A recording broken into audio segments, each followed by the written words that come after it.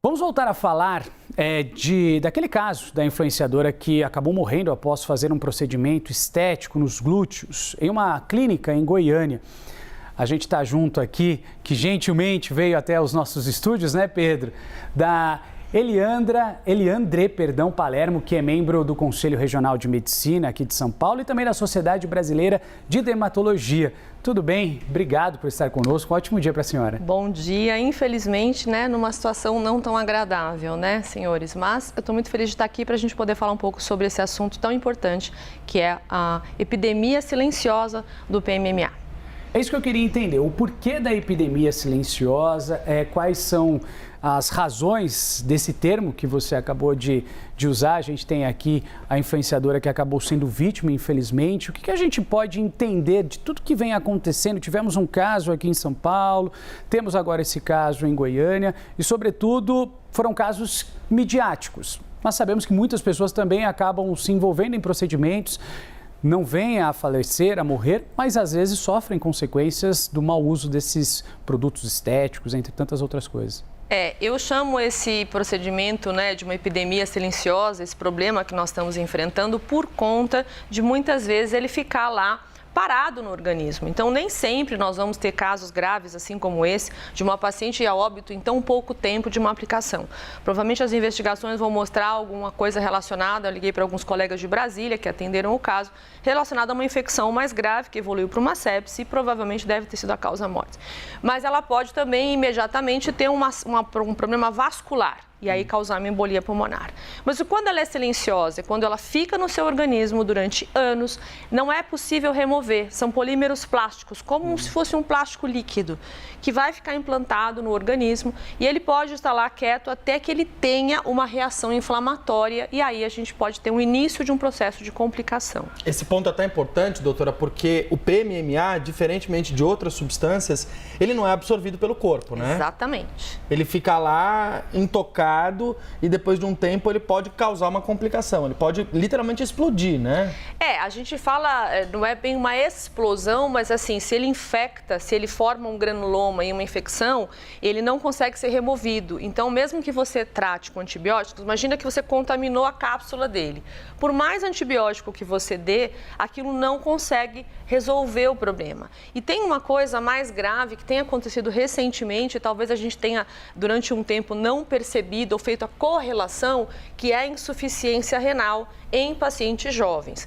A Sociedade Brasileira de Dermatologia, juntamente com a de Nefrologia, já está fazendo um protocolo de coleta de dados. Então, nos sites, tanto das duas sociedades, a gente tem essa pesquisa para que você possa identificar se há algum sintoma que pode estar relacionado ao PMMA, porque às vezes, como você fez o produto há muitos anos, não se correlaciona. Sim. Às vezes um sintoma de fadiga, mal-estar, ou estou indisposta, começa a ter algum problema renal e você não faz associação nem para o seu médico. E aí agora a própria sociedade, então, está fazendo esse alerta para que os médicos pesquisem nessas pacientes se houve aplicação em algum momento do PMMA, principalmente nos glúteos, tá certo? Doutora, qual que é a orientação? Uma vez que essas pessoas elas procuram por tratamentos estéticos, elas vão às redes sociais, às vezes não se aprofundam para saber quem que é o médico, quem que é a médica. Isso também é preocupante, uma vez que a pessoa ela pode apresentar um problema de saúde, não saber, vai realizar um procedimento e um problema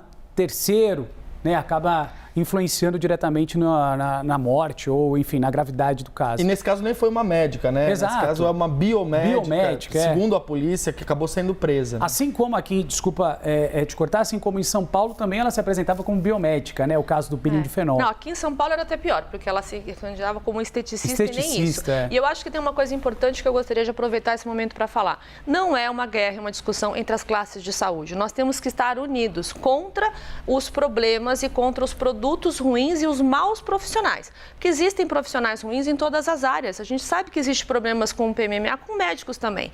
Agora, quando você faz e você tira esse crivo, que é uma avaliação clínica, um diagnóstico, e aí uma contraindicação, ou seja, de repente, essa pessoa realmente não poderia estar aplicando por ter algum problema. Não foi o caso, né? Mas poderia, uma doença autoimune ou alguma situação onde precisaria ter um diagnóstico. Então, isso é fundamental. O PMMA exclusivamente, que a gente estava comentando também já Até antes de acontecer isso, a gente falou, nosso grande problema nosso agora é enfrentar o PMMA. E infelizmente veio essa tragédia. Ele é para uso exclusivo médico. Então, se você for olhar a resolução de liberação do PMMA, a classe 4 de registro dele na Anvisa é para uso médico. Que essa classe 4 é risco máximo. Risco máximo. É o último nível de risco. E no caso do PMMA, uma substância que é injetável, ou seja, um procedimento invasivo no corpo, né, doutora? E aí fica até aquela pergunta, qual que é a expectativa do meio médico com o PMMA? A senhora passou, enfim, por cargos importantes, foi presidente da Sociedade Brasileira de Dermatologia, cirurgia dermatológica. O que os médicos entendem do PMMA? Faz sentido ele continuar existindo? Não faz? Qual que seria a forma correta de lidar com essa substância? A minha opinião, até como profissional da área e que trabalho com a área de complicações, eu acho que não há necessidade da gente ter mais esse produto. Por quê? Ele foi regulamentado para tratamentos de HIV, de lipodistrofia de HIV, muitos anos atrás, quando você precisava realmente ter essa reintrodução dessa parte estética da pessoa, né, no cotidiano, com aquela lipotrofia profunda, e um produto permanente poderia ser interessante. Mas a gente estava falando de um paciente HIV que tinha uma imunidade reduzida. Então, nesses casos, as complicações foram menores e a gente atuou durante um período. Porque assim que a medicação do retroviral foi melhorando, a gente já não tinha mais essa complicação. Então, a justificativa dele para nós, hoje na área médica, não compensa os riscos. Diferentemente do fenol, que eu acho que foi um tiro na trave, o problema não era o fenol, era quem aplicava. Sim. Aqui, o problema é a substância, porque eu vou ter problema tanto com o médico quanto com o não médico. Não médico mais por conta desse falta de descuidado. Mas existem médicos também que, convenhamos, ficam divulgando o PMMA como produto inerte. Como que um plástico pode ser inerte dentro do seu corpo? Só para ficar claro, desculpa, René, então a senhora defende o banimento do PMMA? Eu defendo que ele tenha, no mínimo, uma regulamentação muito rígida em relação ao uso, em quantidades muito pequenas, para cicatrizes ou coisas inestéticas que o risco seria, de repente, compensado pelo problema. Agora, ele não é liberado para aumento de volume de glúteo. Ponto. Então, assim, nós estamos falando de uma coisa que é ilegal. Aumentar o glúteo com PMMA não é liberado nem pela própria Anvisa.